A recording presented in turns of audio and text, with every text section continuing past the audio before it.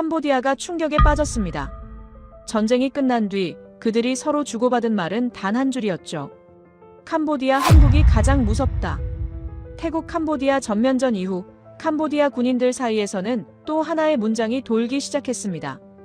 이번 전쟁의 진짜 승자는 태국이 아니라 한국 무기를 가진 나라다. 도대체 전쟁터에서 무슨 일이 벌어졌기에 패전국 입에서 이런 말이 나왔을까요? 캄보디아 전역에 퍼진 한국에 대한 충격적인 소문을 처음부터 끝까지 풀어드리겠습니다. 캄보디아가 왜 이 전쟁에서 졌는지를 제대로 이해하려면 먼저 그들이 왜 처음에 이길 수 있다고 자신만만하게 생각했는지부터 알아야 합니다. 제가 만난 캄보디아 전직 장교 중 한 명이 저한테 이런 말을 하더라고요. 우리는 진심으로 이길 수 있다고 굳게 믿었습니다. 그게 허풍이나 허세가 아니라 나름대로 객관적인 근거가 있었다고요.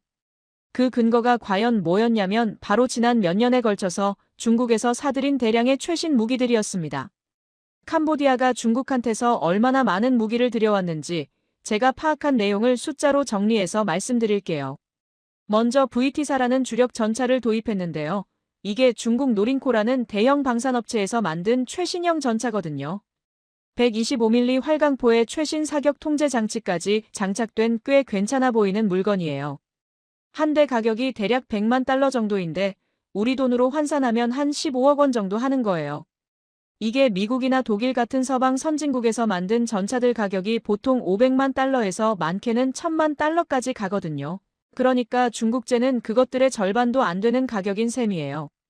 캄보디아 입장에서는 가성비가 끝내준다고 판단한 거죠. 그 다음에 방공 시스템도 제대로 갖췄습니다. 중거리 방공 미사일 시스템이 있는데 이건 사거리가 한 15km 정도 되고요. KS-1이라는 건 사거리가 무려 40km나 됩니다. 중국에서 기술자들이 직접 캄보디아로 건너와서 이 시스템들을 설치해주면서 캄보디아 군 관계자들한테 큰 소리를 쳤다고 해요.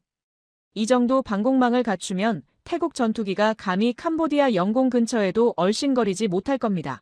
우리가 만든 레이더는 수백 킬로미터 밖에 있는 적기도 탐지할 수 있고 미사일이 알아서 쫓아가서 격추시킵니다. 이렇게 장담했다고 하더라고요.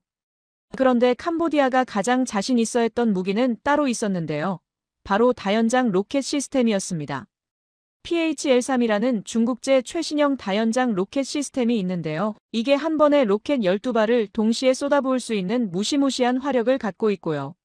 사거리가 무려 150km나 된다고 중국 측에서 홍보를 했어요. 150km면 서울에서 대전까지 거리거든요. 그 정도 떨어진 곳에서 발사해도 적진을 타격할 수 있다는 뜻이에요. 캄보디아가 이 PH-L3을 6문이나 보유하고 있었고요. 거기다가 구소련 시절에 개발된 BM-21이라는 좀 구형인 다연장 로켓도 48문을 갖고 있었어요. 이걸 다 합치면 다연장 로켓 시스템 총 76대에서 많게는 80대 정도를 운용하고 있었습니다. 여기서 아주 중요한 포인트가 하나 있는데요. 태국은 다연장 로켓이 60대밖에 없었거든요. 단순히 숫자로만 비교하면 캄보디아가 20대 정도 더 많았던 거예요. 제가 인터뷰한 캄보디아 장교가 바로 이 부분을 특히 강조하면서 자세하게 설명해 주더라고요. 자기들이 전쟁 시작하기 전에 치밀하게 계산을 다 해봤대요. 전투기는 태국이 70대 넘게 보유하고 있고 우리 캄보디아는 전투기가 단 한 대도 없으니까 하늘에서 싸우면 진다. 그건 처음부터 솔직하게 인정했다고 해요. 공중전은 포기한 거죠. 그런데 다연장 로켓은 우리가 숫자에서 앞서니까 땅에서 화력으로 승부하면 충분히 이길 수 있다고 판단한 거예요. 로켓을 수백 발씩 한꺼번에 쏟아부어서 태국 국경 지역을 완전히 초토화시키면 태국 정부가 국내 여론 압박을 버티지 못하고 결국 협상 테이블에 나올 수밖에 없을 거라고 계산한 거였죠. 게다가 지형적인 이점도 확실히 있었습니다.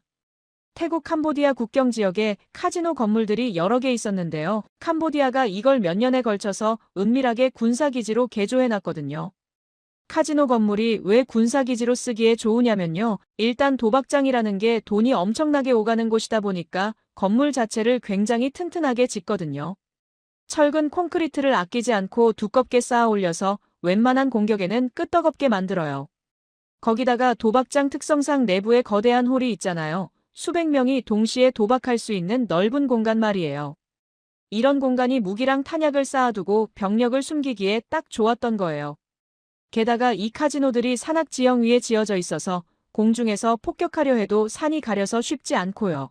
지상에서 보병이 접근하려 해도 가파른 경사면을 올라와야 하니까 방어하기가 아주 유리한 위치였습니다. 캄보디아 장교가 저한테 당시 심정을 솔직하게 털어놨는데요. 이렇게 말했습니다.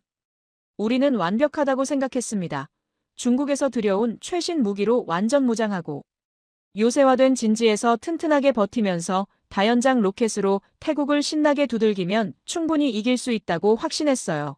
설령 완전히 이기지는 못하더라도 최소한 우리가 원하는 조건으로 협상을 끌어낼 수 있을 거라고 봤습니다. 그때 저는 단도직입적으로 물었습니다. 그런데 왜 졌습니까? 그 장교가 한참 동안 말이 없더니 깊은 한숨을 내쉬면서 이렇게 대답하더라고요. 우리가 몰랐던 게 있었습니다. 한국 무기가 뭔지 전혀 몰랐어요. 이게 바로 핵심이었습니다. 캄보디아 군부가 전쟁 전에 태국군 전력을 분석할 때 미국에서 들여온 F-16 전투기가 몇 대인지, 스웨덴에서 사온 그리펜 전투기 성능이 어느 정도인지 이런 것들은 아주 꼼꼼하게 다 파악하고 있었거든요. 그런데 한국에서 들여온 무기들에 대해서는 정보 수집을 거의 안 했대요. 별거 아닐 거라고 대수롭지 않게 그냥 넘겨버린 거죠. 캄보디아 정보당국 내부에서 한국 무기에 대한 인식이 어땠냐면요. 한국이 무슨 무기를 만들어 훈련기나 겨우 파는 나라 아니야. 미국 기술 베껴서 조립하는 수준 아니야. 이런 식으로 완전히 무시하는 분위기가 지배적이었다고 합니다. 이 오판이 결정적이었어요. 제가 수집한 정보들을 종합해서 분석한 바로는 캄보디아 지휘부가 한국 방위 산업의 실체를 완전히 과소평가했습니다.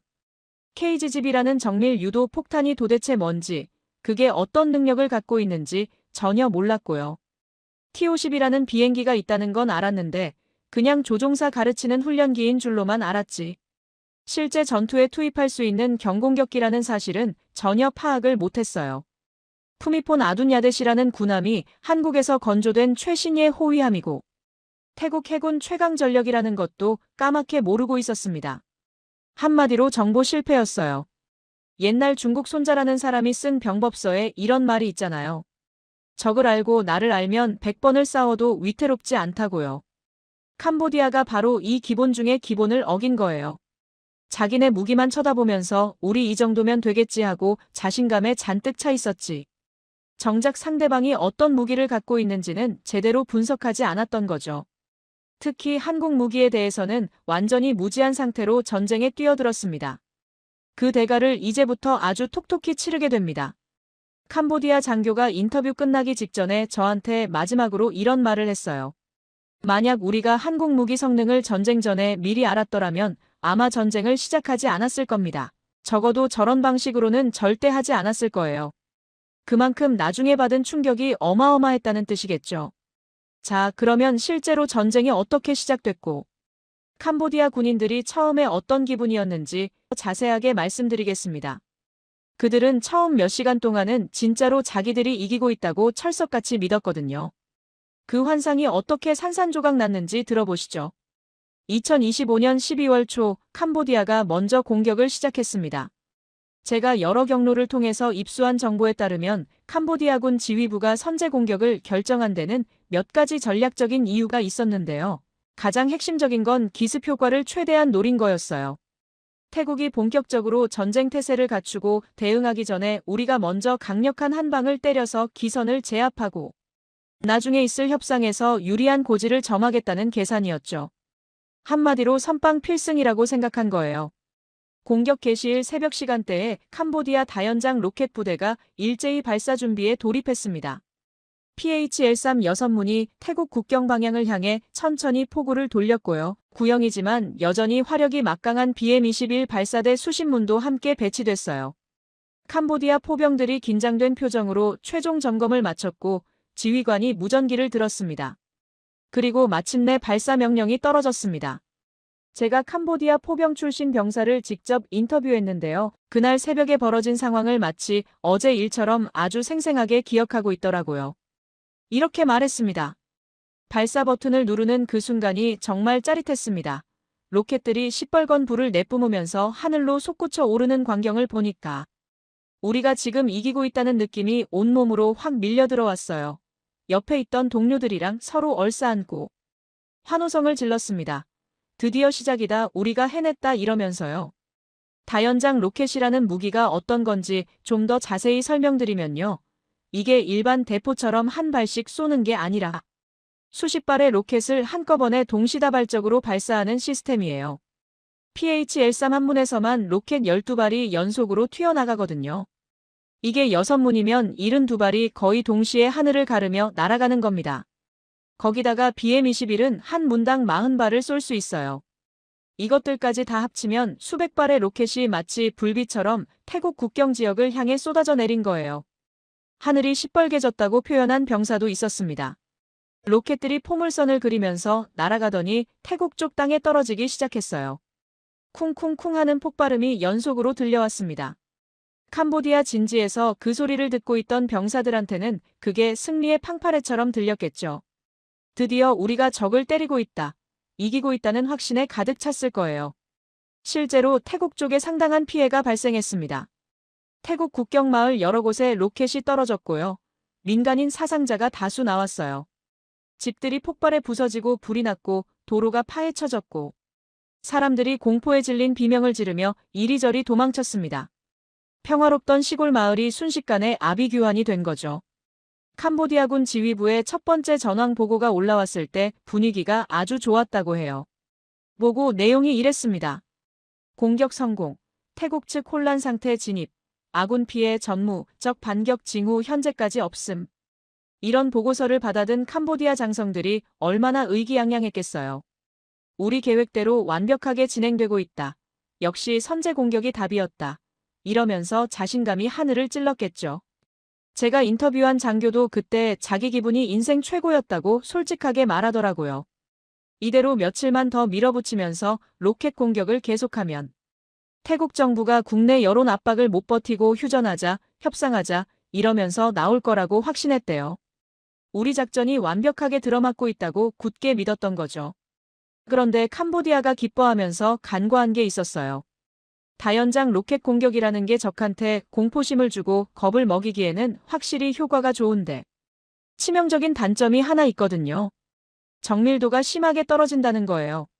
다연장 로켓은 특정 건물이나 특정 군사시설을 콕 집어서 정확하게 맞히는 무기가 아니라 그냥 일정한 지역에 무차별적으로 포탄을 퍼붓는 무기예요. 군사기지를 노리고 발사했는데 바람 방향이 바뀌거나 조준이 조금만 틀어져도 엉뚱하게 옆에 있는 민간인 마을에 떨어지는 경우가 허다합니다. 캄보디아 로켓이 태국 민간인들을 죽였어요. 그것도 한두 명이 아니라 수십 명의 민간인이 사망했고 수백 명이 크고 작은 부상을 입었습니다. 어린아이들도 있었고 노인들도 있었어요. 그냥 평범하게 집에서 자고 있다가 갑자기 떨어진 로켓에 목숨을 잃은 거죠. 이게 캄보디아한테는 전략적으로 치명적인 실수가 됐어요. 왜냐하면 태국 국민 여론이 그야말로 폭발해버렸거든요. 원래 국경에서 벌어지는 소규모 분쟁이나 충돌 정도는 태국 국민들도 어느 정도 익숙해서 그러려니 하고 넘어갈 수도 있었어요. 그런데 민간인이 수십 명씩 죽으니까 얘기가 완전히 달라진 거예요. 태국 언론이 24시간 내내 이 소식을 대대적으로 보도하면서 난리가 났고요. 분노한 국민들이 전국 각지에서 거리로 쏟아져 나와서 정부더러 당장 강력하게 보복하라고 아우성을 쳤습니다. 태국이니까 총리실 앞에서 대규모 시위가 벌어졌고요. 인터넷에는 캄보디아를 응징해야 한다는 글이 폭주했습니다. 태국 총리가 긴급 기자회견을 열어서 국민들 앞에 엄숙하게 선언했어요. 우리 태국은 이번 비겁하고 야만적인 기습 공격에 대해서 단호하고 강력하게 대응할 것입니다. 캄보디아가 뿌린 씨앗을 반드시 거두게 해주겠습니다. 우리 국민의 피는 절대로 헛되이 흘리지 않을 것입니다. 외교적 해결이고 평화적 협상이고 뭐고 아무것도 없었어요. 국민 여론이 너무나 격앙돼서 협상이나 대화 같은 단어는 입에 올리지도 못할 분위기가 형성된 거예요. 캄보디아 입장에서는 완전히 뜻밖의 상황이 전개된 겁니다. 태국을 적당히 겁줘서 협상 테이블로 끌어내려고 했는데 오히려 태국 국민 전체를 완전히 빡치게 만들어버린 거죠. 잠자는 사자 코털을 건드린 격이에요. 저한테 이런 말을 솔직하게 털어놓은 캄보디아 장교가 있었어요. 우리는 태국이 좀 맞으면 놀라서 물러날 줄 알았습니다. 협상하자고 먼저 손을 내밀 줄 알았어요. 근데 우리 예상과 정반대로 오히려 눈에 불을 켜고 이를 악물고 달려들더라고요. 그때부터 뭔가 심각하게 잘못됐다는 불길한 느낌이 들기 시작했습니다. 그래도 캄보디아 지휘부는 아직까지 자신감을 완전히 잃지는 않았어요. 로켓 공격은 계속 진행하고 있었고요. 태국 공군 전투기가 출격했다는 정보 보고가 올라왔지만 그게 뭐 어쨌냐, 우리한테 중국제 방공 미사일이 있잖아 하면서 대수롭지 않게 여겼대요. 태국 비행기들 알아서 격추해줄 거다. 중국 기술자들이 최신 시스템이라고 그렇게 자신있게 말했으니까 믿어보자, 이런 분위기였다고 합니다. 그런데 그날 밤 이 전쟁의 양상을 송두리째 바꿔버릴 충격적인 일이 벌어졌습니다. 12월 10일 새벽 5시경이었는데요. 캄보디아군이 임시 사령부로 사용하고 있던 톰마다 카지노라는 8층짜리 대형 건물에서 갑자기 하늘이 뒤집어질 것 같은 엄청난 폭발이 일어났어요. 제가 직접 인터뷰한 생존 병사가 그때 상황을 증언했는데요. 듣고 있으니까 소름이 돋을 정도로 공포스럽더라고요. 이렇게 말했습니다. 저는 그때 마침 카지노 건물 바깥쪽 초소에서 보초를 서고 있었어요. 새벽이라 사방이 조용했는데 갑자기 하늘에서 쉬익하는 이상한 소리가 들리더니 건물이 펑 하고 터졌습니다. 8층짜리 거대한 콘크리트 건물 정가운데가 뻥 뚫리면서 안에서부터 와르르 무너지기 시작했어요. 저는 폭발 충격으로 귀가 멍해져서 주변 소리가 하나도 안 들렸는데 건물이 마치 슬로우 모션처럼 천천히 쓰러지는 게 바로 눈앞에 생생하게 보였습니다. 악몽 같았어요. 여기서 굉장히 이상한 점이 하나 있었어요. 적 비행기가 날아오는 엔진 소리를 아무도 듣지 못했다는 겁니다. 상식적으로 생각해보면 공중에서 폭격을 하려면 전투기가 목표물 위로 직접 날아와야 하잖아요. 그러면 당연히 제트 엔진 굉음이 들리게 돼 있거든요. 전투기 소리가 얼마나 큰지 아시잖아요. 귀가 찢어질 것 같은 굉음이에요. 그런데 이 공격은 비행기 소리가 전혀 없었대요. 하늘은 조용했는데 갑자기 건물이 터진 거예요. 그래서 처음에는 병사들이 다들 혼란에 빠져서 이게 미사일 공격인가 했대요. 순항 미사일 같은 게 날아온 건가 하고 생각한 거죠. 캄보디아군 지휘부에 긴급 보고가 올라갔는데요. 보고서 내용이 이랬대요. 톰마다 카지노 피격, 사령부 기능 완전 상실, 사상자 다수 발생 중, 공격 방식 현재로서는 불명. 공격 방식 불명이라는 마지막 문구가 핵심이었어요. 도대체 뭘로 맞은 건지 알 수가 없으니까 어떻게 대응을 해야 할지도 알 수가 없잖아요. 캄보디아 장교가 저한테 그때 심정을 이렇게 토로했습니다. 우리는 완전히 당황했습니다. 적 비행기가 접근했으면 당연히 레이더에 잡혔어야 하는데 화면에 아무것도 안 떴거든요. 순항 미사일이 날아왔다면 발사 지점이 탐지됐어야 하는데 그것도 전혀 없었어요. 솔직히 말씀드리면 마치 유령한테 맞은 것 같았습니다. 보이지 않는 적한테 공격당한 기분이었어요. 그날 밤 사령부 건물 안에 있던 캄보디아 군인 6명이 그 자리에서 즉사했고요. 수십 명이 중경상을 입었습니다. 8층짜리 튼튼한 철근 콘크리트 건물이 앙상한 뼈대만 남긴 채 처참하게 무너져 내렸어요. 나중에 건물 잔해를 전문가들이 조사해보니까 충격적인 사실이 밝혀졌는데요. 폭탄이 건물 정중앙부, 그러니까 엘리베이터 통로가 지나가는 코어 부분을 정확하게 관통해서 내부에서 폭발한 거였어요. 건물 구조에 대해서 조금이라도 아시는 분들은 바로 이해하시겠지만 엘리베이터 코어라는 게 고층 건물에서 척추 역할을 하거든요. 건물 전체 하중을 지탱하는 핵심 구조물이에요. 바로 그 급소를 정확하게 가격한 거죠.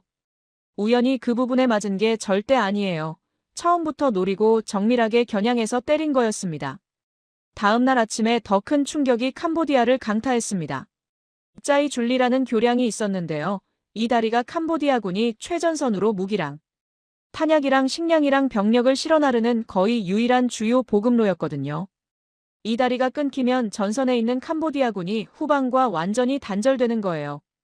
아침에 태국 공군 F-16 전투기 2대가 이 다리를 폭격해서 차선 하나를 날려버렸는데 그래도 다리가 완전히 끊기지는 않았어요.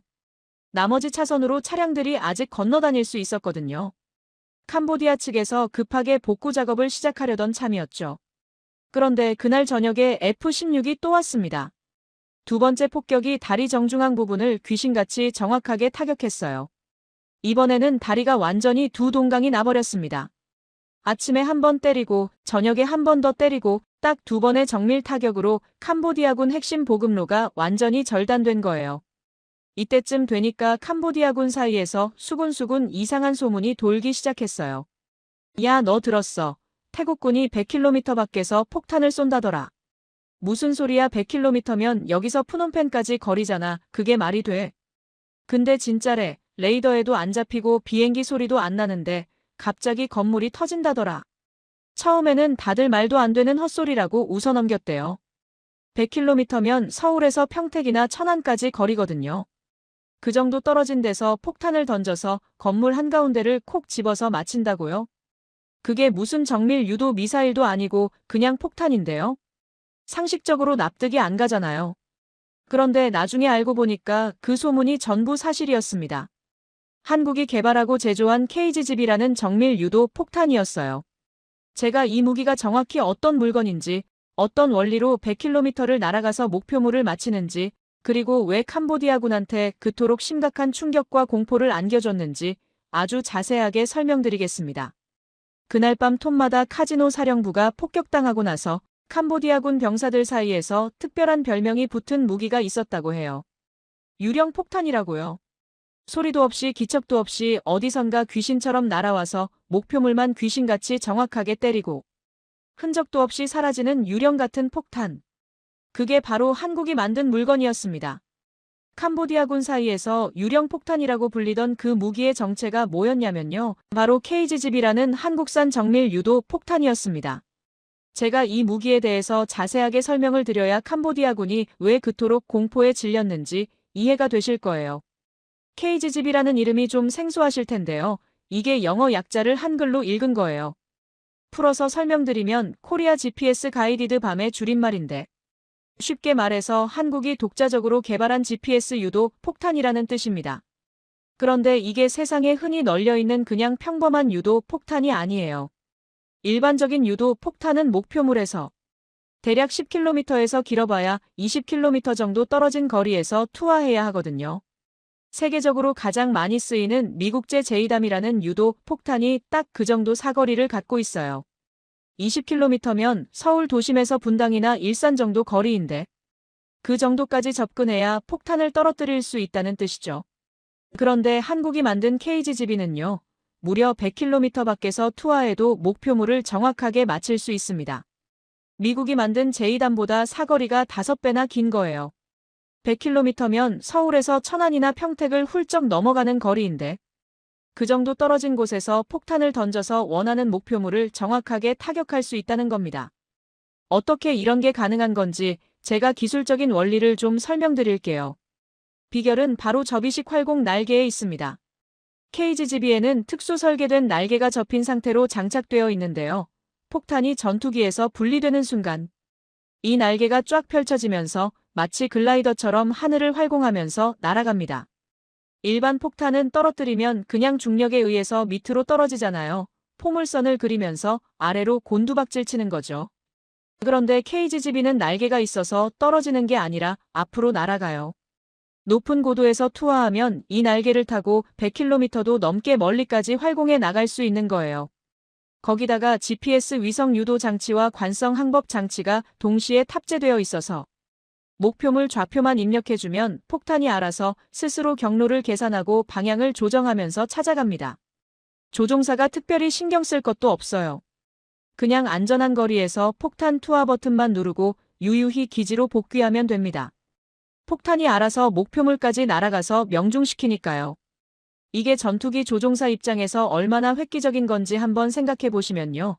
예전 같았으면 적 방공망을 목숨 걸고 뚫고 들어가서 목표물 바로 위까지 날아가야 했어요. 그 과정에서 지대공 미사일에 맞거나 대공포에 격추당해서 전사하는 조종사들이 수없이 많았거든요. 전투기 조종사가 얼마나 위험한 직업인지 아시잖아요. 그런데 KGGB가 있으면 적 방공 미사일이 아무리 발버둥 쳐도 절대 닿지 않는 100km 바깥의 완전히 안전한 거리에서 느긋하게 공격을 수행할 수 있으니까 조종사 생존율이 비교할 수 없을 정도로 높아지는 겁니다. 그리고 KGGB한테는 또 하나 특별한 능력이 있는데요. 바로 선회 비행이 가능하다는 거예요. 일반 유도 폭탄은 대부분 직선으로만 날아가거든요. 목표물을 향해 일직선으로 떨어지는 거죠. 그런데 KGGB는 지형을 따라서 곡선으로 휘어지면서 비행할 수 있어요. 산이 가로막고 있으면 산을 휘감아 돌아서 뒤쪽에 있는 목표물을 공격할 수 있다는 뜻이에요. 톰마다 카지노가 왜 그렇게 속수무책으로 당했는지 이제 이해가 되시죠? 그 건물이 산악지형 위에 있어서 정면에서 공격하기 어려운 위치였거든요. 그래서 캄보디아군이 안심하고 사령부로 쓰고 있었던 건데 KGB가 산을 빙 돌아서 측면에서 들어와 버린 거예요. 전혀 예상치 못한 방향에서 공격이 날아왔으니까 손 쓸 틈도 없이 당한 거죠. 이 무기를 개발한 곳이 한국항공우주산업이라는 회사인데요. 줄여서 KAI라고 부릅니다. 개발 과정이 정말 눈물겹다고 해요. 제가 나중에 업계 관계자한테 들은 얘긴데요. 처음에 한국이 미국한테 유도 폭탄 기술을 이전해달라고 요청했대요. 그런데 미국이 칼같이 거절했어요. 정밀 유도 무기 기술은 최고급 군사 기밀이라서 동맹국이라도 함부로 공유할 수 없다는 거였죠. 그래서 한국 엔지니어들이 이를 악물고 처음부터 독자 개발에 나섰는데 정말 몇 년을 밤낮 없이 연구실에서 살다시피 하면서 마침내 해냈다고 합니다. 그것도 미국 제2단보다 사거리가 5배나 긴 물건을 만들어냈어요. 스승을 뛰어넘은 제자라고 해야 할까요? 미국 입장에서도 이건 좀 당황스러웠을 거예요. 기술 안 알려줬더니 혼자서 더 좋은 걸 만들어버렸으니까요.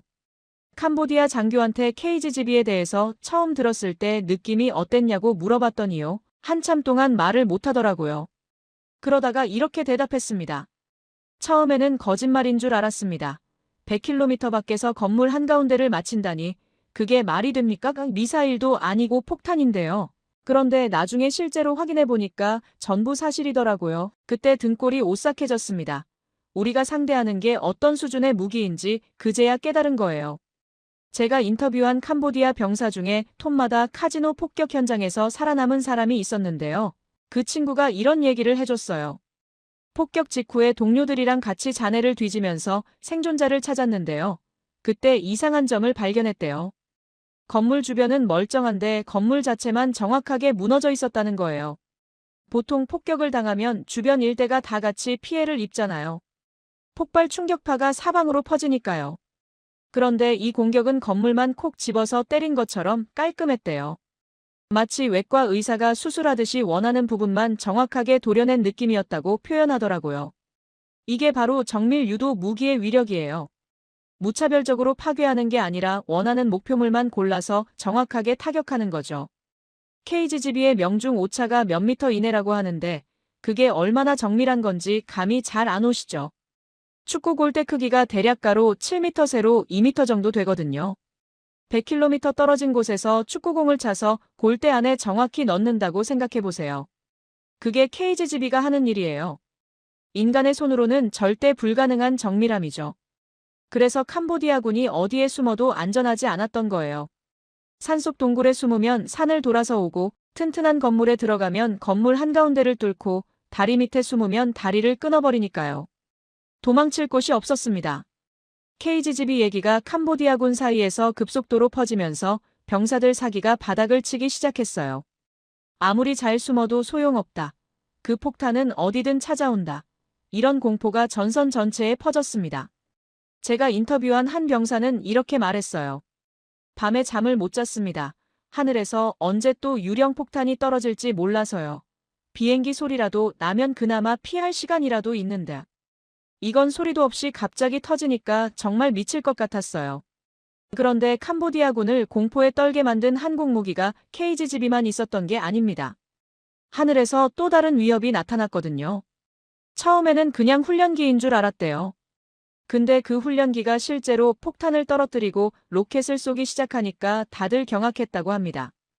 T-50이라는 비행기였는데요. 이게 캄보디아군한테 또 다른 악몽이 됐습니다. KGB가 캄보디아군 사령부와 보급로를 박살내고 있는 동안 또 다른 한국 무기가 전선의 모습을 드러냈는데요. 처음에 캄보디아 정보당국에서 이 비행기에 대한 보고를 받았을 때 별로 대수롭지 않게 여겼다고 합니다. 보고 내용이 이랬대요. 태국 공군이 T-50이라는 비행기를 국경 근처 전진기지에 배치했다. 이 기종은 한국에서 만든 훈련기다. 훈련기라는 단어를 보고 캄보디아 지휘부가 코웃음을 쳤다고 해요. 뭐야 훈련기를 전선에 배치한다고 애들 장난해? 진짜 전투기가 부족하니까 훈련기라도 끌고 나온 모양이네. 이러면서요. 그런데 그게 얼마나 치명적인 오판이었는지 머지않아 뼈저리게 깨닫게 됩니다. T-50이라는 비행기가 정확히 뭔지 설명을 드려야 할 것 같은데요. 정식 명칭이 T-50 골든이글이에요. 한국항공우주산업에서 미국 로키드 마틴이랑 손잡고 공동 개발한 고등훈련기인데 세계 최초의 초음속 훈련기라는 타이틀을 갖고 있습니다. 초음속이라는 게 소리보다 빠르다는 뜻이에요. 소리가 1초에 약 340m를 가거든요. 그보다 빠르게 날 수 있다는 건 총알이 날아가는 것보다 빠른 속도로 하늘을 가른다는 뜻이에요. 훈련기 주제에 그런 성능을 갖추고 있다는 게 놀랍지 않나요? 그런데 한국이 이 훈련기를 개발하면서 처음부터 아주 야심찬 계획을 세웠어요. 그냥 조종사 훈련만 시키는 비행기로 끝내지 말고 여기다 무장을 달아서 실제 전투에도 투입할 수 있게 만들자는 거였죠. 그래서 T-50을 기반으로 여러 가지 파생형을 개발했는데요. 훈련기에 폭탄 투하 능력을 추가한 경공격기이고요. 여기서 한 발 더 나아가서 공대공 미사일까지 장착할 수 있게 만든 경전투기예요. 훈련기로 시작했지만 실전에서도 충분히 싸울 수 있는 전투기가 된 거죠. 태국이 바로 이 T-50 시리즈를 한국에서 도입했습니다. 태국형 맞춤 버전으로 T-50TH라고 부르는데 TH가 타이랜드의 약자예요. 2015년부터 도입을 시작해서 현재 12대를 운용하고 있었는데요. 지금까지는 주로 신참 조종사들 훈련시키는 용도로만 사용했거든요. 실전에 투입해본 적은 단 한 번도 없었어요. 그런데 이번 전쟁에서 태국 공군 지휘부가 기발한 아이디어를 낸 겁니다. F-16 같은 고성능 전투기는 운용비가 어마어마하게 들어요. 1시간 비행하는 데 드는 비용이 우리 돈으로 거의 1,000만 원 가까이 되거든요. 연료비, 정비비, 부품 교체비 이런 거 다 합치면요. 그러니까 24시간 내내 하늘에 띄워놓는 건 예산상 불가능해요. 그런데 T-50TH는 운용비가 F-16의 3분의 1밖에 안 됩니다. 1시간에 300만 원 정도예요. 게다가 덩치가 작고 가벼워서 이착륙도 빠르고 소규모 기지에서도 운용이 가능하거든요. 그러니까 F-16은 대규모 정밀 타격 작전에 투입하고 T-50TH는 국경 순찰이랑 긴급 대응용으로 쓰면 딱이겠다고 판단한 거예요. 12월 중순에 태국 공군이 T-50TH 편대를 캄보디아 국경 바로 코앞에 있는 전진기지에 배치했습니다. 평소에는 후방 안전한 곳에 있던 비행기들을 최전선으로 끌고 온 거예요. 이게 캄보디아 입장에서는 굉장히 위협적인 상황이었습니다. 왜냐하면 전진기지에서 국경까지 비행시간이 채 10분도 안 걸리거든요. 캄보디아군이 로켓 발사 준비를 하고 있다는 징후가 포착되는 순간 T-50TH가 바로 출격해서 달려올 수 있다는 뜻이에요. 예전처럼 느긋하게 로켓 쏘고 천천히 철수할 시간이 없어진 거죠. 제가 인터뷰한 캄보디아 병사가 이때부터 분위기가 완전히 달라졌다고 하더라고요. 정글에서 로켓 발사 준비를 하고 있으면 언제 태국 전투기가 날아올지 몰라서 신경이 곤두섰대요. 예전에는 F-16 뜨는데 시간이 좀 걸리니까 그 사이에 쏘고 도망갈 수 있었거든요. 근데 T-50TH가 전진 배치된 다음부터는 발사 준비하는 도중에 비행기 소리가 들리면 허겁지겁 장비 내팽개치고 도망쳐야 했대요. 로켓 제대로 한 발도 못 쏘고 달아나기 바빴다고 해요. 12월 17일에 결정적인 사건이 벌어졌는데요. 태국군 정찰 위성이 캄보디아 국경 근처 정글에서 수상한 움직임을 포착했어요. 분석해보니까 다연장 로켓 발사대 3문이 발사 준비를 하고 있는 게 확인됐습니다. 이 로켓들이 발사되면 또다시 태국 민간인들이 죽게 생겼어요. F-16을 출격시키자니 후방 기지에서 날아오려면 최소 20분은 걸리는데 로켓 발사는 5분이면 끝나거든요. 기다리다가는 이미 로켓이 발사된 후에 도착하게 되는 거죠. 그때 전진기지에 대기하고 있던 T-50TH 2대가 긴급 출격 명령을 받았습니다. 조종사들이 비행기에 뛰어 올라타고 엔진 걸고 활주로 달려서 이륙하고 목표 지점까지 도달하는 데 걸린 시간이 총 7분이었어요. 캄보디아군이 로켓 발사 준비를 막 끝내고 이제 발사 버튼을 누르려던 바로 그 찰나였습니다. T-50TH가 굉음을 내면서 정글 위를 저공으로 휩쓸고 지나갔어요. 캄보디아 병사들이 하늘에서 갑자기 나타난 전투기를 보고 혼비백산해서 사방으로 흩어져 달아났고 로켓 발사대는 그 자리에 덩그러니 버려졌습니다. 나중에 태국군 특수부대가 그 현장을 확보했는데요. 로켓에 이미 발사 좌표가 입력되어 있었대요. 어디를 겨냥하고 있었는지 확인해 보니까 태국 국경 마을 한가운데 주거 지역이더라고요. 하마터면 또 수십 명의 민간인이 목숨을 잃을 뻔했던 거예요. 훈련기라고 무시당하던 T-50TH가 수십 명의 목숨을 구한 겁니다. 이 사건 이후로 캄보디아군 사이에서 T-50에 대한 인식이 완전히 바뀌었어요. 훈련기가 아니다. 저건 진짜 전투기다. 작고 빠르고 언제 어디서 나타날지 모르니까 더 무섭다. 이런 평가가 퍼졌습니다. 제가 인터뷰한 캄보디아 장교가 이렇게 말하더라고요. F-16은 무섭긴 하지만 그래도 예측이 가능합니다. 큰 비행기니까 출격 준비하는데 시간이 걸리고 어느 방향에서 오는지 레이더로 추적할 수 있거든요. 그런데 T-50은 달랐어요. 작고 빠르고 갑자기 나타나서 공격하고 사라집니다. 게릴라 같은 비행기예요. 우리가 게릴라전을 잘한다고 자부했는데 오히려 우리가 하늘에서 게릴라 공격을 당한 셈이죠. T-50의 진짜 무서운 점은 가성비라고 저는 생각해요. F-16 한 대 가격이면 두세 대 살 수 있거든요. 운용비도 3분의 1밖에 안 들고요. 그러면서 성능은 구형 전투기 못지않아요. 초음 속으로 날 수 있고 정밀 유도 무기를 장착할 수 있고 현대식 레이더와 항공 전자 장비도 갖추고 있습니다. 캄보디아 같은 가난한 나라 입장에서 생각해보면 이게 얼마나 부러운 물건이겠어요. 자기들은 전투기가 한 대도 없는데 태국은 이런 가성비 최강 비행기를 12대나 굴리고 있으니까요. 더 충격적인 건 이 비행기가 전 세계적으로 엄청나게 잘 팔리고 있다는 사실이에요. 태국뿐만 아니라 인도네시아, 필리핀, 이라크, 폴란드 같은 나라들이 줄줄이 시리즈를 구매했어요. 지금까지 수출된 대수가 거의 200대에 육박합니다. 한국이 만든 항공기 중에서 단일 기종으로 이 정도 수출 실적을 올린 건 유일해요. 그만큼 세계 시장에서 인정받고 있다는 뜻이죠. 이번 전쟁은 실전 능력을 전 세계에 생생하게 증명하는 기회가 됐습니다. 훈련기라고 무시당하던 비행기가 실제 전쟁터에서 결정적인 순간에 민간인을 구하고 적의 공격을 저지하는 활약을 펼쳤으니까요. 제가 들은 바로는 이 소식이 퍼진 후에 T-50 구매를 문의하는 나라가 부쩍 늘었다고 합니다. 특히 동남아시아랑 중동 쪽에서 관심이 높대요. 자, 여기까지가 하늘 얘기인데요. 캄보디아를 공포에 떨게 만든 한국 무기가 하늘에만 있었던 게 아닙니다. 바다에서도 악몽이 기다리고 있었거든요. 캄보디아 해군 관계자한테 들은 얘긴데요. 태국 해군에 괴물 같은 군함이 한 척 있다고 하더라고요. 그 배 한 척이 캄보디아 해군 전체를 꼼짝 못하게 만들었대요. 그것도 한국에서 만든 배였습니다. 하늘에서 KG집이랑 T-50이 캄보디아군을 공포에 떨게 만들고 있는 동안 바다에서도 결정적인 일이 벌어지고 있었습니다. 제가 캄보디아 해군 출신 장교를 한 명 만났는데요.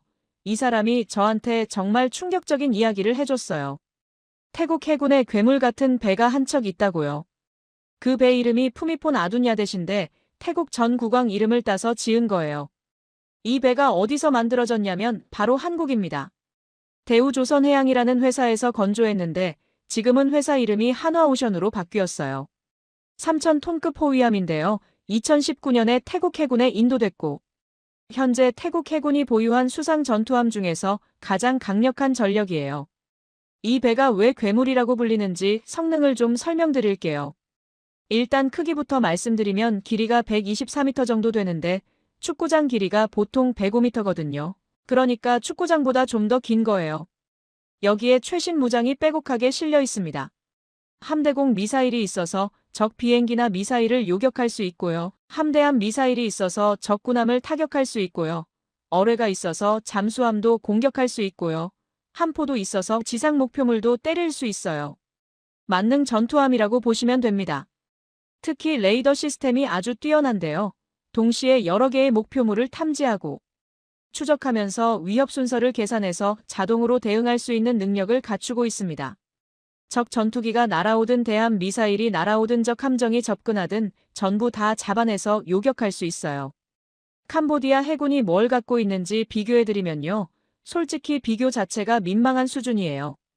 캄보디아 해군 전체를 다 합쳐봐야 소형 초계정이랑 경비정 몇 척이 전부거든요. 배수량 몇백 톤짜리 조그만 배들이에요. 푸미폰 아둔야댓 한 척이 3,000톤인데 캄보디아 해군 배들 다 합쳐도 그것보다 작을걸요. 화력 차이는 말할 것도 없고요. 푸미폰 아둔야대 탄척하고 캄보디아 해군 전체가 싸우면 누가 이기겠어요? 뻔한 결과잖아요. 캄보디아 해군 장교가 저한테 이렇게 털어놨어요. 우리는 처음부터 바다에서 싸울 생각이 없었습니다. 상대가 안 되니까요. 그냥 항구에 배를 묶어두고 숨어 있으려고 했어요. 근데 문제는 우리가 안 나가도 저쪽에서 들어온다는 거였습니다. 무슨 말이냐면요. 태국 해군이 푸미폰 아둔야댓을 앞세워서 캄보디아 해안 봉쇄 작전을 시작한 거예요. 캄보디아 남쪽에 시아누쿠빌이라는 항구 도시가 있는데 이게 캄보디아가 가진 유일한 대형 항구거든요. 중국하고 교역하는 화물 대부분이 이 항구를 통해서 들어오고 전쟁 물자도 마찬가지였어요. KGGB가 육상 보급로인 짜이 줄리 교량을 끊어버렸잖아요. 그러면 이제 남은 보급 통로가 바다밖에 없는 거예요. 중국에서 보내주는 무기랑 탄약이랑 연료가 배에 실려서 시아누쿠빌 항구로 들어오고 거기서 트럭에 옮겨 실어서 전선으로 보내는 루트였거든요. 태국 해군이 바로 이 해상 루트를 틀어막겠다고 나선 겁니다. 푸미폰 아둔야댓이 시아누쿠빌 항구로 향하는 주요 항로에 딱 버티고 서서 지나가는 선박들을 하나하나 전부 검문하기 시작했어요. 캄보디아 국적 선박이든 제3국 국적 선박이든 상관없이 일단 다 세웠습니다. 어디서 왔냐, 어디로 가냐, 뭘 싣고 있냐, 화물칸 열어봐라. 이렇게 꼼꼼하게 확인하고 무기나 군수물자가 발견되면 즉시 압류하거나 돌려보냈어요. 캄보디아 정부가 격렬하게 항의했습니다. 이건 명백한 국제법 위반이다. 공해상에서 다른 나라 선박을 멋대로 세우고 검문할 권리가 어디 있냐고요. 그런데 태국 측 논리도 있었어요. 전시 상황에서 교전국으로 들어가는 군수물자, 수송을 차단하는 건 국제법상 허용되는 교전 행위라는 거였죠. 실제로 국제법에 그런 조항이 있긴 해요. 해석의 여지가 있어서 나중에 법적 분쟁이 생길 수도 있겠지만 일단 전쟁이 끝나야 그런 논의도 하는 거잖아요. 당장은 태국 해군이 바다를 완전히 장악한 상태였습니다. 캄보디아 해군이 이걸 막으려고 나섰을까요? 제가 인터뷰한 해군 장교가 쓴웃음을 지으면서 이렇게 말하더라고요. 나가서 뭘 합니까? 우리 배가 항구를 나서는 순간 격침당할 텐데요. 푸미폰 아둔야대 탄척이 우리 해군 전체보다 강합니다. 나가면 죽어요. 그냥 항구에 처박혀 있을 수밖에 없었어요. 해상 봉쇄가 본격적으로 시작되고 며칠이 지나자 효과가 바로 나타났습니다. 캄보디아 전선에서 탄약 부족 현상이 심각해지기 시작한 거예요. 원래 중국에서 보내주는 물자로 버티고 있었는데 그게 바다에서 막히니까 보급이 뚝 끊긴 거죠. 다연장 로켓을 쏘고 싶어도 쏠 로켓탄이 없는 상황이 된 겁니다. 더 결정적인 건 연료 부족이었어요. 전차든 트럭이든 장갑차든 연료가 있어야 움직이잖아요. 캄보디아는 산유국이 아니라서 연료를 전부 수입에 의존하거든요. 해상 봉쇄로 연료 수입이 막히니까 캄보디아군 기갑부대가 꼼짝을 못하게 됐습니다. 중국에서 사들인 VT사 전차가 60대나 있었는데 기름이 없어서 그냥 정글에 세워둘 수밖에 없었어요. 전차라는 게 움직여야 무기지 가만히 서 있으면 그냥 거대한 철덩어리에 불과하잖아요. 그런데 여기서 더 충격적인 일이 벌어졌어요. 중국제 무기들이 줄줄이 문제를 일으키기 시작한 겁니다. 아까 캄보디아가 중국한테서 방공 시스템을 사왔다고 말씀드렸잖아요. HQ-17이랑 KS-1 말이에요. 이게 태국 전투기를 격추시켜줄 거라고 믿었는데 실전에서는 완전히 다른 결과가 나왔습니다. 태국 공군이 전자전이라는 걸 썼거든요. 전자전이 뭐냐면 적의 레이더나 통신 장비를 전파 방해로 먹통으로 만드는 거예요. 쉽게 말해서 적의 눈을 멀게 하고 귀를 막아버리는 겁니다. 태국군이 전자전 장비를 가동하니까 캄보디아 방공 레이더 화면이 갑자기 하얘지면서 아무것도 안 뜨기 시작했대요. 적 비행기가 날아오는지 안 오는지 전혀 알 수가 없게 된 거죠. 제가 인터뷰한 캄보디아 방공 부대 출신 병사가 이렇게 말하더라고요. 레이더 앞에 앉아 있었는데 갑자기 화면이 하얘졌습니다. 처음에는 고장인 줄 알고 이리저리 만져봤는데 소용이 없었어요. 나중에 알고 보니까 태국군이 전파 방해를 한 거였습니다. 우리는 눈뜬 장님이 된 거예요. 적 비행기가 어디서 오는지 하나도 모른 채로 폭격을 당했습니다. 더 황당한 건 방공 미사일을 쏘고 싶어도 못 쐈다는 거예요. 미사일이 적기를 추적하려면 레이더가 목표물 정보를 보내줘야 하는데 레이더가 먹통이니까 미사일도 어디로 날아가야 할지 모르는 거죠. 사거리 40km를 자랑하던 미사일이 단 한 발도 발사되지 못했습니다. 중국 기술자들이 완벽한 방공망을 만들어줬다고 큰소리쳤던 그 시스템이 실전에서는 종이장처럼 뚫린 거예요. 그리고 더 충격적인 사건이 터졌는데요. 중국제 전차 VT사의 포신 폭발 사고였습니다. 이건 태국 쪽에서 일어난 일이에요. 태국도 중국에서 VT사 전차를 60대 정도 사서 운용하고 있었거든요. 이번 전쟁에서 화력 지원용으로 투입했는데 문제가 생겼습니다. 12월 중순 어느 날 태국군 VT사 전차 한 대가 캄보디아군 진지를 향해 포격을 하고 있었어요. 이틀 동안 쉬지 않고 200발 넘게 쏘았는데 갑자기 포신이 펑 하고 터져버렸습니다. 포신이라는 게 대포에서 포탄이 날아가는 기다란 관 있잖아요. 그게 한가운데서 찢어진 거예요. 전차 안에 있던 승무원 3명이 부상을 당했고 전차는 완전히 폐기 처분해야 했습니다. 이 사진이 인터넷에 퍼지면서 난리가 났어요. 전차 포신에는 수명이라는 게 있거든요. 포탄을 몇 발까지 쏠 수 있는지 정해져 있다는 뜻이에요. VT사 전차의 포신 수명이 공식적으로 500발로 되어 있었습니다. 500발 쏘면 새 포신으로 교체하라는 거죠. 근데 이 전차는 겨우 200발 쏘았을 뿐이에요. 수명의 절반도 안 채웠는데 터져버린 겁니다. 비교를 해드리면요. 한국군이 사용하는 K1A1 전차의 포신 수명은 1200발이에요. 중국제 VT사의 2배가 넘죠. 그것도 공식 수명이 그렇고 실제로는 더 쏴도 끄떡없다고 합니다. 한국 전차는 1200발 다 쏘고도 멀쩡한데 중국 전차는 500발 수명이라면서 200발에 터졌어요. 이게 품질 차이입니다. 이 소식이 캄보디아군한테도 퍼졌는데요. 병사들 사이에서 이런 말이 돌았대요. 태국군 중국 전차도 터졌다는데 우리 전차는 괜찮은 거냐? 우리 것도 똑같은 중국제잖아. 언제 터질지 누가 아냐? 중국 무기에 대한 신뢰가 완전히 바닥을 친 거예요. 캄보디아 장교가 저한테 이때 심정을 솔직하게 털어놨는데요. 배신당한 기분이었습니다. 중국이 세계 최고 수준의 무기를 싸게 팔아준다고 해서 믿고 샀는데 막상 써보니까 다 엉터리였어요. 방공망은 종이고 전차는 터지고 로켓은 맞지도 않고 우리가 뭘 믿고 싸웁니까? 하늘은 KG집이랑 T-50한테 빼앗기고 바다는 한국산 군함한테 봉쇄당하고 믿었던 중국 무기는 다 고장나고 캄보디아군이 사면초가에 빠졌습니다.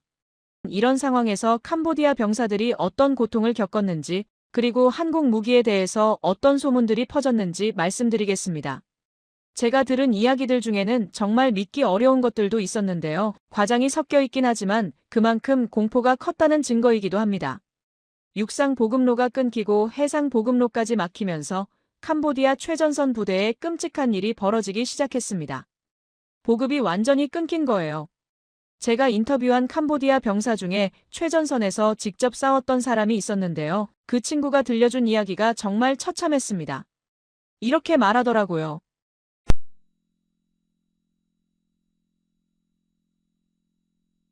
근데 보급 트럭이 안 오기 시작하면서 상황이 급격히 나빠졌어요. 3일째부터 하루에 라면 한 봉지로 버텨야 했습니다. 그것도 물 아껴야 하니까 제대로 끓이지도 못하고 생라면을 부숴서 나눠 먹었어요. 배고픔보다 더 심각한 건 탄약 부족이었습니다. 총은 있는데 쏠 총알이 없으면 그냥 쇠막대기에 불과하잖아요. 병사가 이렇게 말했어요. 소총탄이 1인당 30발밖에 안 남았습니다. 보통 전투하면 한 번에 수백 발은 쓰거든요. 30발이면 한 번 교전하면 끝이에요. 장교가 아끼라고 신신당부했는데 적이 쳐들어오면 어떻게 아낍니까? 다들 불안해서 잠을 못 잤어요. 다연장 로켓 부대는 더 심각했습니다. 로켓탄이 완전히 바닥난 거예요. 발사대는 있는데 쏠 로켓이 없으니까 그냥 고철 덩어리가 된 거죠. 캄보디아군이 자랑하던 다연장 로켓 화력이 완전히 무력화된 겁니다. 로켓 없는 다연장 로켓 부대가 뭘 할 수 있겠어요. 그냥 앉아서 적한테 맞기만 기다리는 거죠. 연료 상황은 더 절망적이었어요. 전차 부대 얘기를 들어보니까요. VT사 전차가 60대나 있는데 움직일 수 있는 게 10대도 안 됐대요. 나머지는 기름이 없어서 그냥 정글에 주차해 놓은 상태였다고 합니다. 적이 쳐들어오면 어떻게 하냐고요? 할 수 있는 게 없었어요. 전차가 움직이지 못하면 그냥 표적이에요. 숨어있는 위치가 노출되면 KG집이 날아와서 박살 내버리는 거죠. 병사들이 말하더라고요. 전차 옆에 있으면 오히려 더 위험하다고, 폭격 맞으면 같이 죽으니까 전차에서 최대한 멀리 떨어져 있으라고 서로 경고했대요. 굶주림과 공포가 겹치니까 탈영병이 속출하기 시작했습니다. 밤에 몰래 부대를 빠져나가서 고향으로 도망치는 병사들이 하루에도 몇 명씩 생겼대요. 처음에는 헌병대가 잡아다가 처벌했는데 나중에는 너무 많아져서 손을 쓸 수가 없었다고 합니다. 장교들도 마찬가지였어요. 일부 부대는 지휘관이 먼저 도망쳐버려서 병사들만 남겨진 경우도 있었대요. 어떤 부대는 아예 통째로 무기 버리고 항복했다고 합니다. 제가 인터뷰한 병사가 이런 말을 했어요. 솔직히 도망치고 싶었습니다. 근데 고향이 너무 멀어서 못 갔어요. 정글 헤매다가 죽을 것 같았거든요. 그냥 여기서 항복하는 게 더 살 확률이 높겠다 싶어서 버텼습니다. 적이 오면 손 들고 나가려고 했어요. 이런 상황에서 병사들 사이에 한국 무기에 대한 온갖 소문이 퍼지기 시작했습니다. 직접 목격한 사실도 있었지만 과장되거나 왜곡된 얘기들도 많았어요. 공포가 극에 달하니까 없는 얘기도 만들어지고 있던 얘기도 부풀려진 거죠. 제가 수집한 소문들 중에 대표적인 것들을 말씀드릴게요. 첫 번째 소문은 유령 폭탄에 대한 거였는데요. KGB 말이에요. 병사들 사이에서 이렇게 알려졌대요. 한국 폭탄은 100km 밖에서 날아온다. 비행기 소리가 안 나니까 피할 수가 없다. 어디로 튈지 예측이 불가능하다. 산도 돌아오고 건물도 뚫는다. 숨을 곳이 없다. 사실과 과장이 섞여 있는데요. 100km 사거리는 사실이에요. 비행기 소리가 안 나는 것도 비행기가 멀리서 투하하니까 당연히 소리가 안 들리는 거고요. 산을 돌아서 공격한다는 것도 선외 비행 능력 때문에 가능한 얘기예요. 다만 어디로 튈지 예측 불가능하다는 건 좀 과장된 거죠. 정밀 유도 폭탄이니까 오히려 정확하게 예측 가능한 궤적으로 날아가는 건데 맞는 쪽 입장에서는 어디서 올지 모르니까 그렇게 느낀 거예요. 두 번째 소문은 T-50에 대한 거였어요. 한국 훈련기가 있는데 이게 진짜 전투기보다 더 무섭다. 작고 빨라서 레이더에 안 잡힌다. 갑자기 나타나서 폭탄 떨어뜨리고 사라진다. 유령 비행기다. 이것도 사실과 과장이 섞여 있는데요. 작고 빠른 건 맞아요. 레이더에 안 잡힌다는 건 과장이에요. 스텔스 기능이 있는 건 아니거든요. 다만 작은 비행기라 레이더 반사 면적이 적어서 대형 전투기보다는 탐지가 좀 어려운 건 사실이에요. 캄보디아군 레이더가 전자전에 무력화됐으니까 아예 못 잡은 거지 원래 안 잡히는 비행기는 아닙니다. 세 번째 소문이 가장 충격적이었는데요. 한국 군함에 대한 거였어요. 태국 해군에 한국에서 만든 괴물 군함이 있다. 그 배 한 척이 우리 해군 전체를 막고 있다. 미사일을 수십 발 동시에 쏠 수 있다. 잠수함도 잡고 비행기도 잡는다. 한국 해군 기술이 세계 최강이다. 푸미폰 아둔야댓에 대한 얘긴데요. 대부분 사실이에요. 그 배 성능이 정말 뛰어나거든요. 다만 미사일을 수십 발 동시에 쏜다는 건 좀 과장되긴 했는데 동시에 여러 목표물을 추적하고 대응할 수 있는 능력은 있으니까 아주 틀린 말은 아니에요. 한국 해군 기술이 세계 최강이라는 것도 좀 과장이긴 한데 적어도 동남아시아에서는 최고 수준인 건 맞습니다.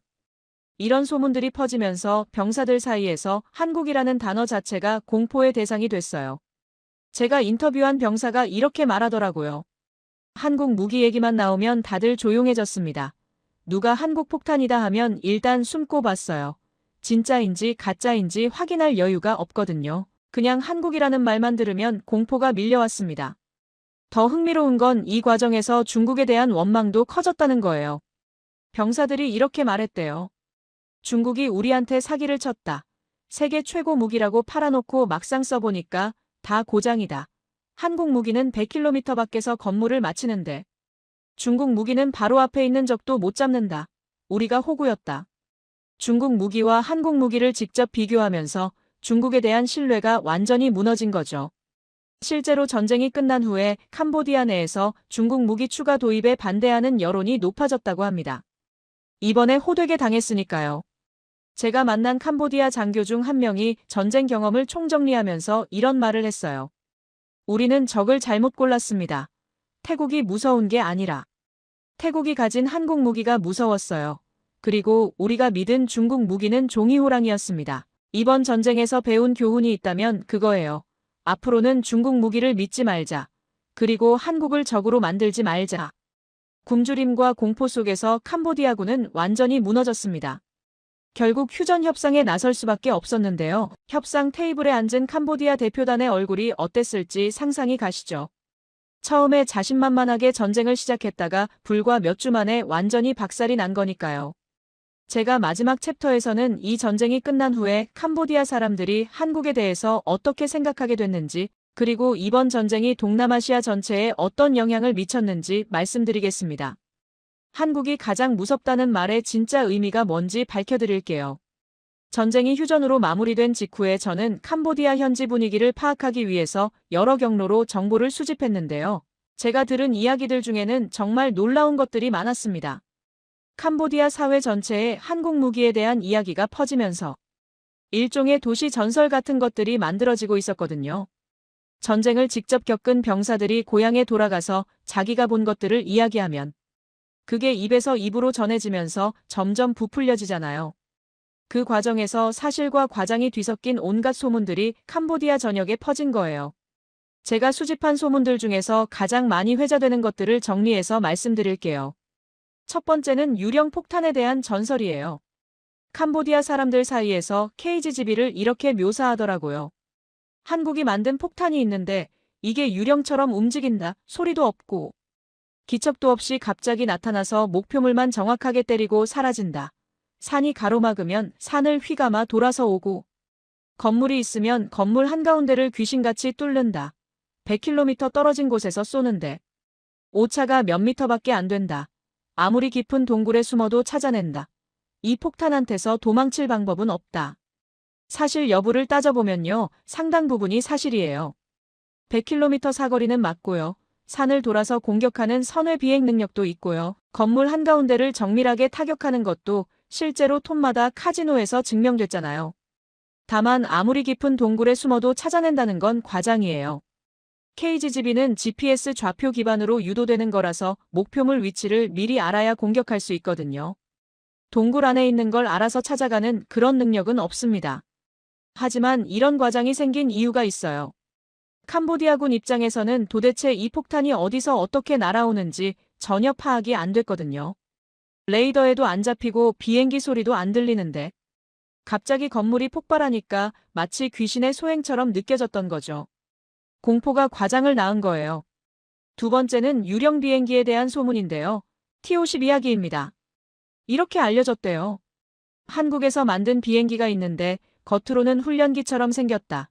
근데 이게 사실은 스텔스 기능이 있는 비밀 전투기다. 레이더에 전혀 안 잡힌다. 크기가 작아서 눈으로도 잘 안 보인다. 어디서 나타나는지 모르게 갑자기 와서 폭탄 떨어뜨리고 순식간에 사라진다. 소리도 거의 안 난다. 유령 비행기다. 이것도 사실과 과장이 섞여 있는데요. 작고 빠른 건 맞아요. 훈련기 기반이지만 실전 투입 가능한 경공격기라는 것도 사실이고요. 다만 스텔스 기능이 있다는 건 완전히 틀린 얘기예요. 스텔스 설계가 적용된 비행기가 아닙니다. 레이더에 잡히는 일반 비행기예요. 다만 크기가 작으니까 레이더 반사 면적이 적어서 대형 전투기보다는 탐지가 좀 어려운 건 맞아요. 그리고 캄보디아군 레이더가 태국 전자전에 무력화됐으니까 아예 탐지 자체가 안 됐던 거지. T-52 스텔스라서 안 잡힌 건 아닙니다. 소리도 거의 안 난다는 것도 과장이에요. 제트 엔진 비행기인데 소리가 안 날 리가 없잖아요. 다만 고속으로 저공 비행하면 소리보다 비행기가 먼저 도착하는 경우가 있거든요. 소리 듣고 고개 들었을 때는 이미 지나간 뒤인 거죠. 그래서 소리가 안 났다고 느낀 거예요. 세 번째는 괴물 군함에 대한 전설인데요. 푸미폰 아둔야댓 이야기입니다. 한국에서 만든 군함이 있는데 이게 진짜 괴물이다. 그 배 한 척이 캄보디아 해군 전체를 상대로 바다를 막았다. 미사일을 수십 발 동시에 날릴 수 있다. 적 비행기도 잡고 적 미사일도 잡고 잠수함도 잡는다. 완전 무결한 요새 같은 배다. 한국 조선 기술이 세계 최강이라서 이런 배를 만들 수 있는 거다. 이건 대부분 사실에 가까워요. 푸미폰 아둔야댓 성능이 정말 뛰어나거든요. 캄보디아 해군 전체를 상대로 해상 봉쇄를 단독으로 수행한 것도 맞고요. 다만 미사일을 수십 발 동시에 쏜다는 건 약간 과장인데 여러 목표물을 동시에 추적하면서 순차적으로 빠르게 대응할 수 있는 능력은 있어요. 그리고 한국 조선 기술이 세계 최강이라는 것도 상선 건조 분야에서는 사실이에요. 군함 쪽은 미국이나 유럽 선진국들이 아직 앞서 있긴 하지만 한국도 급격하게 따라잡고 있는 건 맞습니다. 네 번째 소문이 가장 흥미로웠는데요. 한국 무기 전체에 대한 평가예요. 캄보디아 사람들 사이에서 이렇게 정리가 됐대요. 한국 무기는 미국 무기만큼 좋은데 가격은 절반이다. 중국 무기는 싸지만 실전에서 못 써먹고. 한국 무기는 싸면서도 성능이 좋다. 한국이 무기를 팔면 기술 이전도 해주고. 애프터 서비스도 잘해준다. 중국은 팔고 나면 나 몰라라 한다.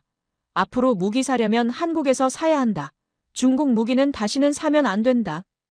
이건 상당히 정확한 평가예요.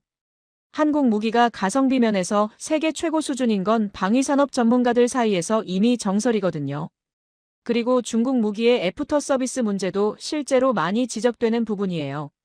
팔고 나서 부품 공급이나 기술 지원이 제대로 안 된다는 불만이 여러 나라에서 나오고 있거든요.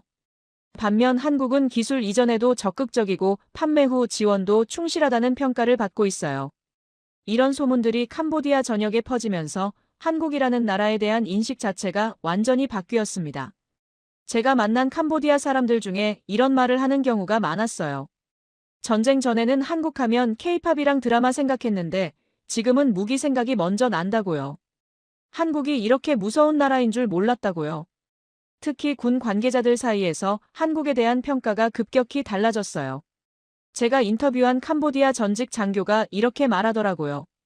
솔직히 인정합니다. 한국이 대단한 나라예요. 우리가 한국을 너무 얕봤습니다.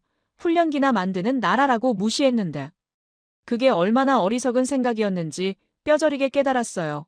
한국은 하늘도 장악하고 바다도 장악하고 땅도 장악할 수 있는 무기를 다 만들 수 있는 나라입니다. 그리고 그 무기들이 진짜 실전에서 먹힌다는 게 이번에 증명됐잖아요.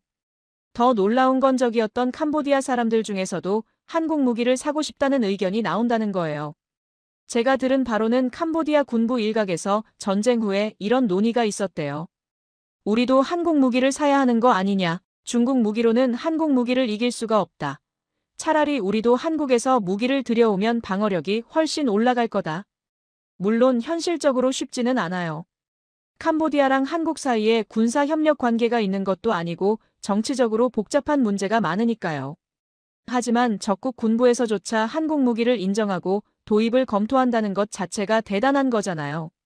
그만큼 이번 전쟁에서 한국 무기가 보여준 성능이 충격적이었다는 뜻이에요. 이번 전쟁의 여파는 캄보디아에만 국한되지 않았습니다. 동남아시아 전체에 파장이 퍼졌어요. 태국이 한국 무기로 이렇게 압도적인 승리를 거뒀다는 소식이 주변 나라들에 전해지면서 다들 깜짝 놀란 거죠. 필리핀, 말레이시아, 인도네시아, 베트남 같은 나라들이 이 전쟁을 아주 관심 있게 지켜봤습니다. 왜냐하면 이 나라들도 비슷한 고민을 갖고 있거든요. 미국 무기는 너무 비싸고 중국 무기는 성능이 의심스럽고 러시아 무기는 우크라이나 전쟁 때문에 공급이 불안정하고 이런 상황에서 한국 무기가 가성비 최고라는 게 실전으로 증명됐으니까 당연히 관심이 쏠릴 수밖에 없죠. 실제로 이번 전쟁 이후에 동남아시아 여러 나라에서 한국 무기 도입 문의가 급증했다고 합니다. 필리핀은 FA-50을 추가로 더 사기로 했고 KF-21 전투기에도 관심을 보이고 있어요. 말레이시아는 FA-50 18대를 주문했고 천공 방공 미사일도 검토 중이고요. 베트남은 K9 자주포를 계약했어요. 인도네시아는 잠수함을 한국에서 사기로 했고요. 동남아시아 무기 시장에서 한국의 존재감이 급격하게 커지고 있는 겁니다. 반면에 중국은 이번 전쟁으로 엄청난 타격을 입었어요. 중국 무기가 실전에서 이렇게 처참하게 실패하는 모습이 전 세계에 생중계된 셈이니까요. 방공망은 종이처럼 뚫렸고 전차 포신은 터졌고 다연장 로켓은 맞지도 않았고 이런 결과가 알려지면서 중국 무기에 대한 신뢰가 바닥을 쳤습니다. 홍콩 언론인 사우스차이나 모닝 포스트에서 이번 전쟁을 분석하는 기사를 냈는데요. 제목이 의미심장했어요. 한국이 중국의 최대 경쟁자로 부상하고 있다는 내용이었습니다. 기사에서 이런 분석을 하더라고요. 동남아시아 무기 시장에서 중국의 점유율이 2015년에는 40% 가까이 됐는데 지금은 29%로 떨어졌다. 이번 전쟁 이후에는 20% 밑으로 내려갈 가능성이 높다. 그 빈자리를 한국이 차지하고 있다. 한국 무기는 중국보다 비싸지만 성능이 확실히 검증됐고 미국 무기보다는 훨씬 저렴하니까 중진국들한테 가장 매력적인 선택지가 되고 있다. 중국 입장에서는 정말 뼈아픈 분석이죠. 그리고 제가 가장 주목하는 변화가 있는데요. 바로 한국에 대한 인식의 전환이에요. 동남아시아 사람들이 한국을 어떻게 봤냐면요. 예전에는 K-팝, 드라마, 화장품, 삼성 핸드폰 이런 것들이 먼저 떠올랐거든요. 문화 강국, 기술 강국이라는 이미지였죠. 그런데 이번 전쟁 이후로 군사 강국이라는 이미지가 추가됐어요. 한국이 세계적인 무기 수출국이라는 사실을 동남아시아 사람들이 확실하게 인식하게 된 거예요. 특히 캄보디아에서는 한국에 대한 두려움이 생겼습니다. 제가 만난 캄보디아 장교가 마지막에 이런 말을 하더라고요. 앞으로는 한국을 적으로 만들면 안 됩니다. 한국 무기를 상대하는 건 악몽이에요. 그리고 한국하고 친한 나라를 공격하는 것도 위험합니다. 태국처럼 한국 무기를 갖고 있으면 우리가 이길 방법이 없거든요. 이게 바로 한국이 가장 무섭다는 말의 진짜 의미예요. 단순히 무기 성능이 좋다는 차원을 넘어서 한국이라는 나라 자체에 대한 경외심이 생긴 거죠. 이 모든 이야기를 정리하면서 이번 전쟁이 갖는 역사적 의미와 한국 방위산업의 미래에 대해서 말씀드리겠습니다. 이번 태국 캄보디아 전쟁을 취재하고 분석하면서 저는 정말 많은 생각을 하게 됐습니다. 35년 동안 미국 국방부에서 전 세계 군사 정세를 분석해 왔는데요. 이번처럼 한 나라의 방위산업이 짧은 기간에 극적으로 부상하는 경우는 정말 드물었어요. 한국이 언제부터 이렇게 대단한 무기를 만들게 됐는지 잠시 역사를 돌아볼 필요가 있을 것 같습니다. 제가 미국 공군에 처음 들어간 1990년대만 해도 한국은 무기를 수입만 하는 나라였어요. 전투기도 미국에서 사고, 전차도 미국에서 사고, 군함도 외국에서 들여왔습니다. 자체적으로 만들 수 있는 건 소총이나 박격포 같은 기본적인 것들 뿐이었죠. 그때 누가 한국이 세계적인 무기 수출국이 될 거라고 했으면 다들 코웃음 쳤을 거예요. 그런데 불과 30년 만에 상황이 완전히 뒤집어졌습니다. 지금 한국은 전투기도 만들고 전차도 만들고 잠수함도 만들고 미사일도 만들고 정밀 유도 폭탄도 만들고 최신 군함도 만듭니다. 그것도 그냥 만드는 게 아니라 세계 시장에서 경쟁력 있는 수준으로 만들어서 수출까지 하고 있어요. 폴란드 같은 나토 회원국도 한국 무기를 대량으로 사가고 있고 중동 부자 나라들도 한국 무기에 관심을 보이고 있습니다. 제가 분석한 바로는 한국 방위 산업이 성공한 비결이 세 가지 있어요. 첫 번째는 절박함입니다. 한국은 북한이라는 적과 대치하고 있잖아요. 언제 전쟁이 터질지 모르는 상황에서 무기를 외국에만 의존할 수는 없었어요. 미국이 안 팔아주면 어떡하나, 전쟁 나면 탄약을 제때 보급받을 수 있나, 이런 불안감이 독자 개발의 원동력이 됐습니다. 살아남기 위해서 이를 악물고 기술 개발에 매달린 거예요. 두 번째는 뛰어난 인력이에요. 한국 사람들 교육열이 대단하잖아요. 실력 있는 공학도들이 정말 많은데 이 사람들이 방위산업에 뛰어들어서 밤낮 없이 연구 개발을 했습니다. KGB 개발 과정을 들어보면요. 미국이 기술 이전을 안 해줬을 때 한국 엔지니어들이 밑바닥부터 시작해서 결국 자기들 힘으로 해냈다고 해요. 그것도 미국 것보다 더 좋은 걸 만들어냈습니다. 안 된다고 하면 더 악착같이 달려드는 근성이 있는 거죠. 세 번째는 실용적인 접근이에요. 한국은 무조건 최첨단만 추구하지 않았습니다. 무기라는 게 아무리 성능이 좋아도 너무 비싸면 많이 못 만들잖아요. 한국은 성능과 가격 사이에서 최적의 균형점을 찾으려고 노력했어요. 꼭 필요한 성능은 확보하되 불필요한 것들은 과감하게 빼서 가격을 낮춘 거죠. 그 결과가 바로 가성비 최강 무기입니다. F-35 살 돈이 없는 나라들한테는 FA-50이 있고 패트리언 미사일 살 돈이 없는 나라들한테는 천공이 있고 최신형 구축함 살 돈이 없는 나라들한테는 한국산 호위함이 있어요. 최고급은 아니지만 충분히 쓸만하고 가격은 착한 그런 포지션을 잡은 거예요. 이번 전쟁은 이런 한국의 전략이 정확히 맞아떨어진 사례였습니다. 태국이 최고급 미국 무기를 살 돈은 없었지만 한국 무기는 살 수 있었고 그 무기들이 실전에서 완벽하게 작동해서 전쟁을 승리로 이끌었으니까요. 그리고 이번 전쟁에서 한 가지 더 증명된 게 있어요. 한국 무기와 미국 무기의 호환성입니다. KGB가 미국제 F-16에 딱 맞았잖아요. 한국 무기가 미국 무기 체계랑 잘 연동된다는 게 엄청난 강점이에요. 미국 동맹국 입장에서는 기존에 갖고 있는 미국 무기랑 같이 쓸 수 있는 한국 무기가 매력적일 수밖에 없거든요. 중국이나 러시아 무기를 사면 미국 체계랑 안 맞으니까 따로 운용해야 하는데 한국 무기는 그런 문제가 없어요. 저는 앞으로 미국이 한국 방위 산업을 더 적극적으로 지원할 거라고 봅니다.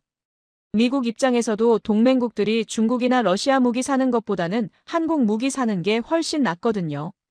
어차피 미국 것 살 돈이 없는 나라들이면 한국 것이라도 사서 우리 편에 붙어 있는 게 좋잖아요. 이번 전쟁의 최대 승자가 누구냐고 물으시면요. 군사적으로는 당연히 태국이에요. 영토도 지키고 적을 압도했으니까요. 하지만 방위산업 측면에서는 한국이 최대 승자라고 감히 말씀드릴 수 있습니다. 한 푼도 안 들이고 전 세계를 상대로 한국 무기의 실전 능력을 광고한 셈이니까요. KGB가 100km 밖에서 목표물을 정확히 맞히는 영상, T-52 긴급 출격해서 민간인을 구하는 뉴스, 푸미폰. 아둔야데시 바다를 완전히 장악했다는 보도. 이런 것들이 전 세계 방송과 인터넷을 통해서 퍼져나갔거든요. 어떤 광고보다 효과적인 홍보였습니다. 그리고 마지막으로 제가 이번 취재에서 가장 인상 깊었던 순간을 말씀드리면서 마무리하겠습니다. 캄보디아 전직 장교를 인터뷰하고 헤어지려는데 그 사람이 저한테 이런 질문을 하더라고요. 한국 사람들은 자기 나라 무기가 이렇게 대단한 거 알고 있나요? 저는 잠시 생각해보다가 대답했습니다. 아마 대부분은 잘 모를 거예요. 한국 사람들은 자기 나라를 과소평가하는 경향이 있거든요. 그랬더니 그 장교가 고개를 저으면서 이렇게 말했습니다. 그건 이상한 일이에요. 우리는 한국이 무서워서 잠을 못 자는데. 정작 한국 사람들은 자기들이 얼마나 강한지 모르고 있다니. 그리고 마지막으로 이 말을 남겼어요. 제가 이 인터뷰에서 드리고 싶은 말이 있습니다. 한국 사람들한테 전해주세요. 당신들 나라가 만든 무기는 정말 대단합니다. 우리를 공포에 떨게 만들었어요. 솔직히 말씀드리겠습니다. 한국이 가장 무섭습니다. 그리고 그 무서움 뒤에는 존경이 있습니다.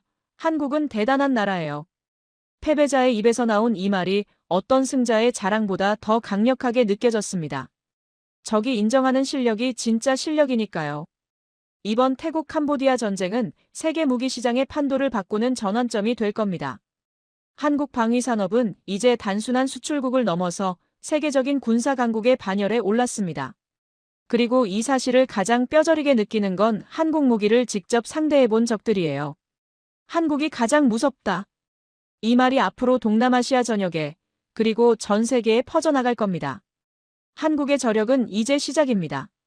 우리 손으로 만든 무기가 전쟁의 판도를 바꾸는 세상, 여러분은 어떤 생각이 드셨나요? 한국 방산이 자랑스러우시다면 대한민국 기술력 최강이라고 댓글로 남겨주세요. 여러분 한 분 한 분의 그 한 줄이 우리나라 기술자들에게 가장 큰 박수입니다.